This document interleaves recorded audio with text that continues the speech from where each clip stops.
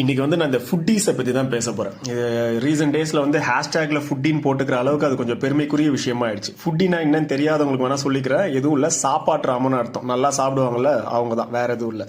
இதில் என்ன பெருமை இருக்குன்னு எனக்கு தெரியல. யார்கிட்ட கேட்டாலும் ப்ரௌடாக ஃபுட்டின்னு சொல்லிக்கிறதுல, அதுவும் நைட்டு போய் சாப்பிட்றது 12 மணி பிரியாணி 3 மணி பிரியாணின்னு சொல்லி எந்த டைமில் அளவுக்கு அதிகமாக கேலரிஸ் எடுத்துக்க கூடாதோ அந்த டைமில் சாப்பிட்றது ஒரு பெருமை வேற. இது ஃபுட்டின்னு வந்து பெருமையாக சொல்லிக்கிறது வேற. இது என்ன கான்செப்ட்னே எனக்கு சீரியஸாக புரியல. சரி, ஓகே, வாரத்தில் ஒரே ஒரு வாட்டி மட்டும் கூட நான் சாப்பிடக்கூடாதா, என் லைஃப்பில் வந்து இந்த ஒரு என்ஜாய்மெண்ட் கூட இருக்கக்கூடாதான்னு நீங்கள் கேட்கலாம். சரி, வாரம் முழுக்க வந்து நீங்கள் ஒழுங்காக ஃபிசிக்கலாக ஆக்டிவாக இருந்தீங்களா, ஏதாச்சும் வந்து வெயிட் ட்ரைனிங் பண்ணீங்களா, இல்லை ஏதாவது ஸ்போர்ட்ஸில் இருந்தீங்களா, கிளீனாக சாப்பிட்டீங்களா, இதெல்லாம் பண்ணீங்களா? பண்ணிட்டு வார கடைசியில் போயிட்டு ஓகே தப்பு இல்லை, வாரம் முழுக்க வந்து கஷ்டப்பட்டிருக்கான், வாரத்தில் ஒரு நாள் வந்து எக்ஸ்கியூஸ் எடுத்துக்கிட்டு போயிட்டு இந்த மாதிரி ஏதாவது டின்னர் சாப்பிட்றான் இல்லை வேற ஏதாவது பண்ணுறான்னா ஓகே. வாரம் முழுக்க சும்மாவே இருந்துட்டு கிளீனாக சாப்பிடாம எந்த ஆக்டிவிட்டியும் பண்ணாமல் நான் வார எண்டுலேயும் சேர்த்து ராத்திரி போயிட்டு பிரியாணி சாப்பிடுவேன், பீட்சா சாப்பிடுவேன் அப்படின்னு சொன்னால் எப்படி அது அக்செப்ட் பண்ணிக்க முடியும்?